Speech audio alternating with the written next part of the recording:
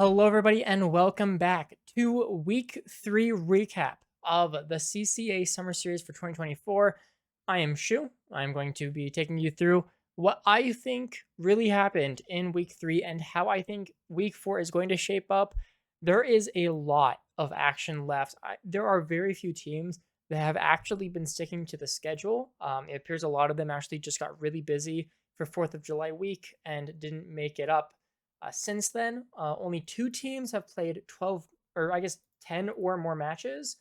Three teams: Maryville, UT Dallas, and CU Boulder, and that looks to be. There's a few at 9, but you also have Southern Mississippi still at 1, somehow.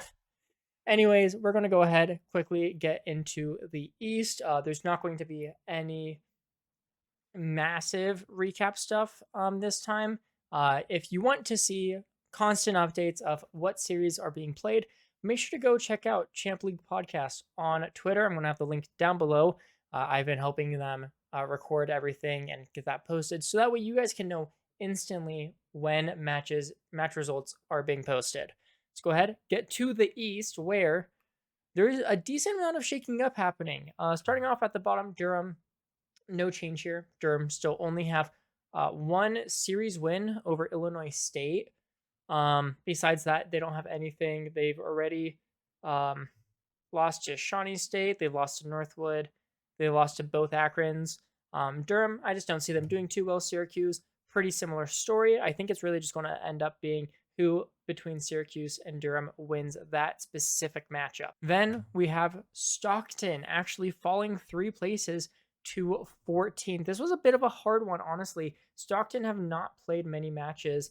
They've lost to Davenport, Kennesaw, Northwood, and Shawnee State, only winning over Syracuse in a game 5.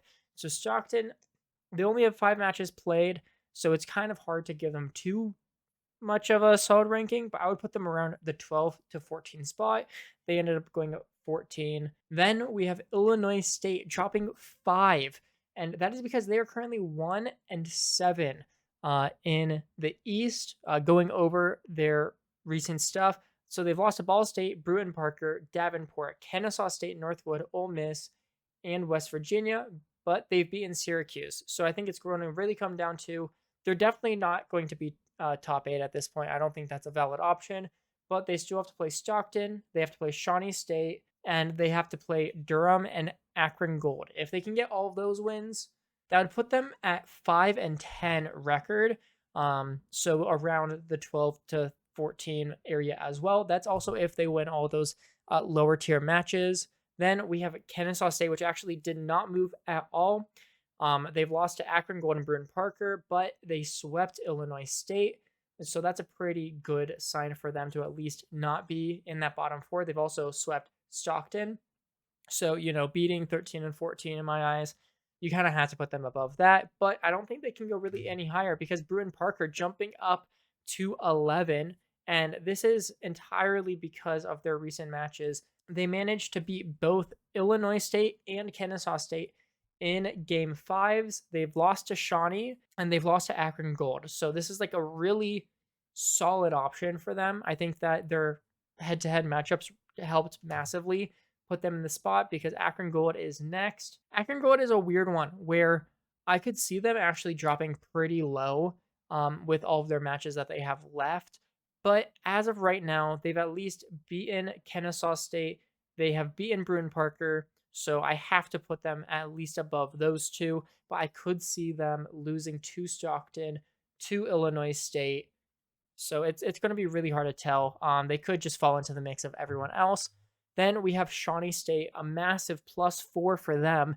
And that's because they're taking all the wins that they really need to. They beat Brewton-Parker, they beat Durham, and they've beaten Stockton. So they still have a decent amount of these matches, but a lot of people are starting to call Shawnee State the gatekeepers in the East because of the fact that if you want a chance at making that top 6 playoff spot, you have to beat this team. Any team that loses to Shawnee State is just immediately out of the running, essentially. And then we have number 8 Ole Miss, which I dropped 1 position. This is a little bit skeptical. I'll admit but I'm still not convinced by Ole Miss. They've lost to Fisher College. They've beaten all the lower teams, including Shawnee State. It's really going to come down between them and the team I, of course, have above them, Southern Miss, who have still only played one series this entire time. It was a Game 5 loss to Ball State. They have been waiting for one of their players to recover from a hand injury, and they have to play 14 matches this week. So good luck, Southern Miss. I moved them up because they did take Ball State really close. They looked really good doing it. I'm just worried that, playing so many matches so close together, you're going to have some missteps. And we even saw it, we'll get to it later with Northwood University. We'll talk about them at the top. But 6, I still have Fisher. I'm still the only person that is actually keeping Fisher in my conversation for top 6. I mean, they beat Ole Miss. They're looking solid. Their only losses are Akron, Ball State, Davenport, Northwood. Beating Ole Miss in a Game 5. Not to mention Fisher haven't played too many matches because they have been dealing with apparently a player being out of the country for 2 months. So they're trying to figure stuff out. They're going to have a long road as well, but they have already played almost all of their matches that are above them. So if they just have, a Syracuse or a Durham or a Stockton match as their warm up, where they should be able to beat those teams even on cold feet. They should be able to use that as momentum against those middle of the pack teams like Shawnee State, Akron Gold, Brewton-Parker, where they need to be winning every single one of those matches. I think Southern Miss is really the only team at this point that can overcome Fisher for that 6th spot. I think Ole Miss, if they manage to beat... Okay, only way I see Ole Miss doing this is if Ole Miss beat Southern Miss. Then Southern Miss beat Fisher, because then it just puts them pretty much at an even playing field, and it'll come down to game differential. So it'll be a crazy thing if that happens, but I think that's the only way for Ole Miss, realistically. Then we move on, Davenport. No big reason for change there. I don't think that they got any interesting... no interesting series. They've beaten Fisher. They've beaten Ole Miss. They haven't beaten anyone that I'm currently putting above them, including Akron Blue, who they've not played yet. Akron look good. They're 4-0, so they're undefeated, but, they haven't had too much work for that. Akron Gold to Game 5, in fact.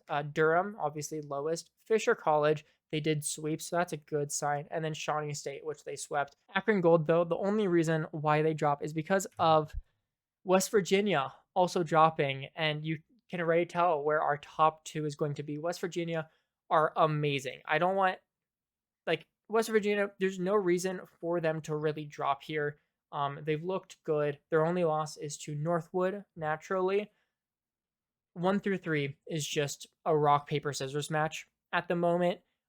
Any way that you have 1, 2, and 3 is perfectly valid. Akron Blue, I think, could even be really in that conversation for top 3. Maybe Davenport, but I think they're still too new. I think wait until the fall. Davenport, I'll start putting you potentially top 4. Where I'm actually going to put Ball State second. Ball State just recently beat Northwood, and I don't want to say that it was a fluke, because Ball State looked incredible in that matchup. They were taking it to Northwood, and they deserved that win. But Northwood were playing 6 series in one day, and Ball State happened to be, I believe, the 5th of those 6 series. So you have to imagine the Northwood players were getting pretty tired, and when you have a team playing as well as Ball State, the exhaustion is going to hit a little bit faster than if they did against one of those lower teams. Northwood, definitely a surprising loss from them, just considering who Northwood is, but I still do have them at number 1 because of the fact that they beat West Virginia. And so 1 through 3 really becomes another rock, paper, scissors. Northwood beat West Virginia. Ball State beat Northwood, and West Virginia beat Ball State 3-1. So these top 3 are really just fighting each other at the moment. I think Akron, again, as I said, could fit into that conversation. They just need to play the actual series to be allowed into it. That is my East. Let me know what you guys think down below. Comment stuff, subscribe and like while you're down there. Let's go ahead and move on to the West, where we, of course, are starting from the bottom. Borregos, do not move at all. They are 0-4, so they haven't won a series yet. Looking at it, Boise, Columbia, Oregon, San Diego State. I don't blame them for any of these losses. I think that they still have definitely the opportunity to raise themselves a couple of spots. But not many matches played. It seems like Karma's internet issues are not getting sorted out. So I just don't see Borregos really moving up at all. UT Arlington are then right above them. This comes after Oregon State actually beat UT Arlington. So that's obviously a really defining thing. I believe that was last week, hence why they haven't moved. Oregon State, I also haven't moved, but it is really important to note for Oregon State, they swept Mizzou. I think that's really big. The only reason why I have them lower is because of the team above them, which is UT Dallas. I think both UT Dallas and Oregon State are going to have a same record. I just think UT Dallas are the better team still. They've beaten Oregon State, so that head to head meant a lot. But Oregon State have a lot of matches left to play. I see them only winning maybe one more series, and that would be against Borregos, which honestly they could lose. Oregon State, they have their amazing moments of popping off, but I do think that they popped off against the wrong teams. To say, I think they needed to beat UT Dallas. I think they needed to at least take a couple of games off of Boulder, but that Mizzou sweep is really big for them. I see UT Dallas and Oregon State basically as tied at the moment with just the head-to-head deciding that. Then Kansas, I dropped for. Kansas has played 2 series. They got swept both times. They just haven't played yet, so they're in a similar position to Southern Miss, except they haven't looked, or like they didn't look good in either series. I've been watching the Kansas players for a decent while now. I've talked to Spade a lot. I don't see them working things out. And Kansas was kind of just that, oh, leave them till the end and then fill them in where they can fit. And I think 12 is really just that place. Lubbock Christian, I am dropping 2, despite an incredible win over Boise State, which I know is like shocking. Like Lubbock Christian beats Boise State, and I still lower them. And we're going to discuss a bit more, but the West, too chaotic. Guys, you need to stop. There's no consistency in the West right now.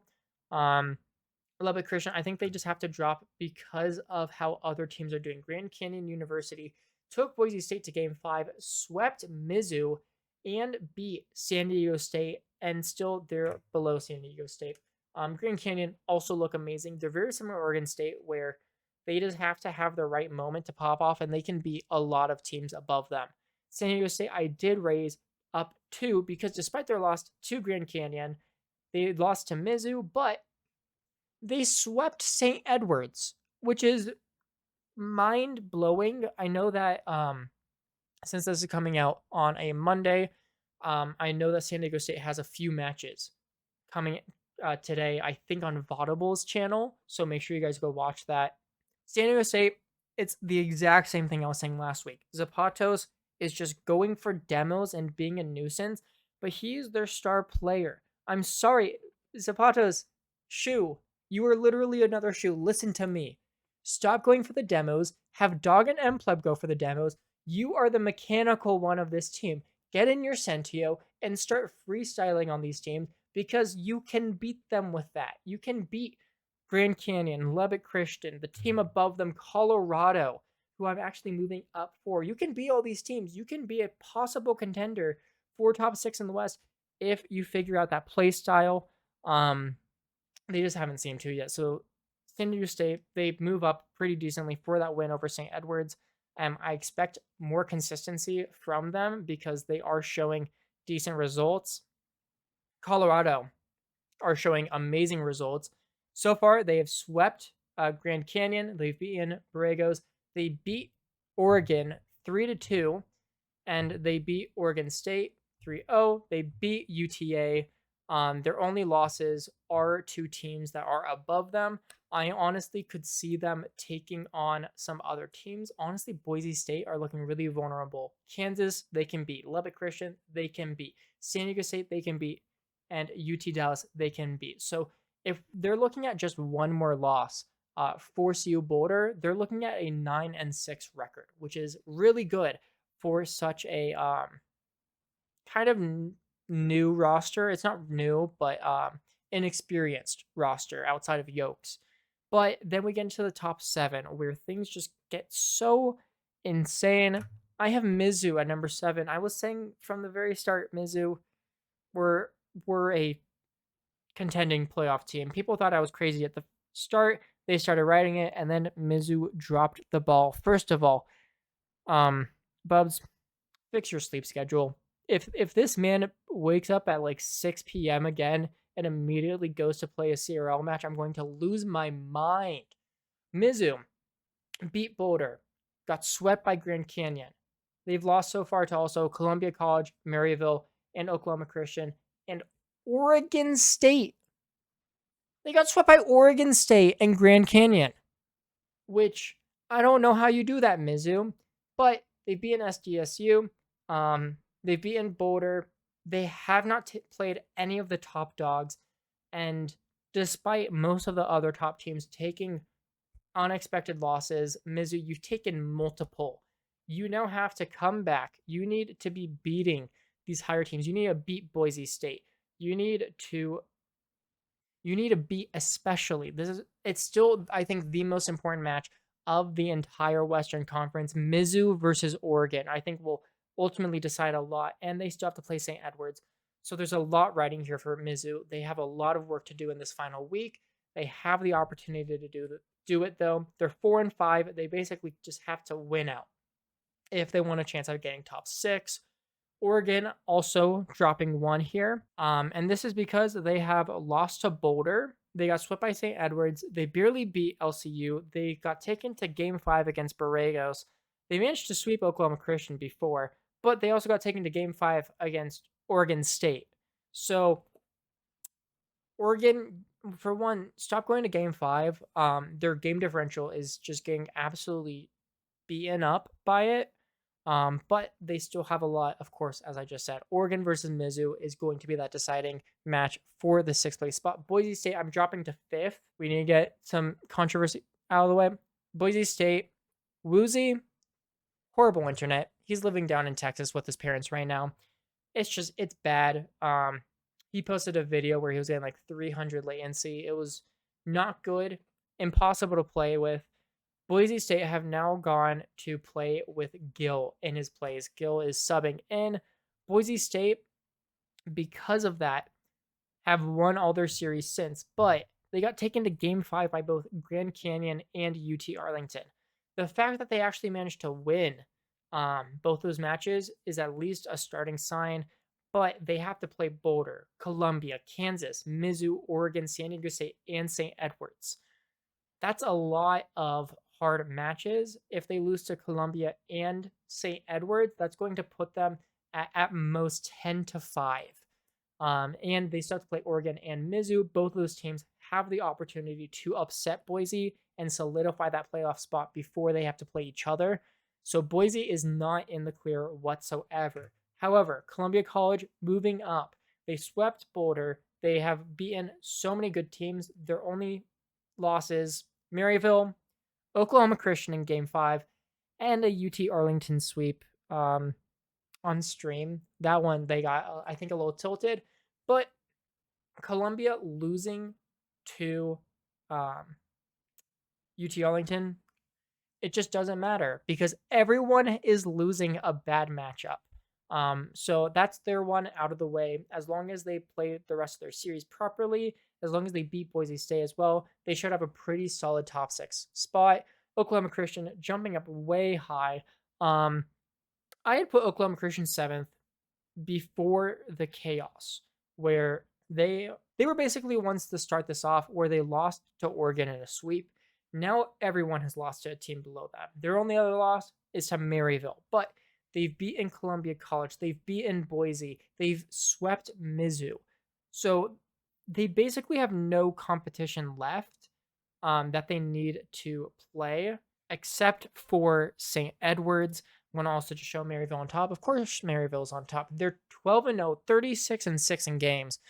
But Oklahoma Christian, their only big competition now is St. Edwards. I expect them to lose that. St. Edwards move up because of that Boise drop.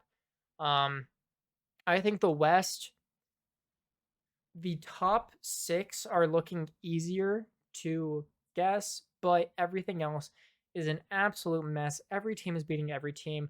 I'm really hoping, honestly, that Maryville managed to lose to one of Borrego's, San Diego State, or St. Edwards, because I really want a circle of suck where every team beats one team in a giant chain. It'd be great. I'm not expecting it in the East. Sebdot is calling the East a circle of sick because the top 3 teams have only beaten each other so far. But we'll see. Let me know what you guys think. That is all. Peace out.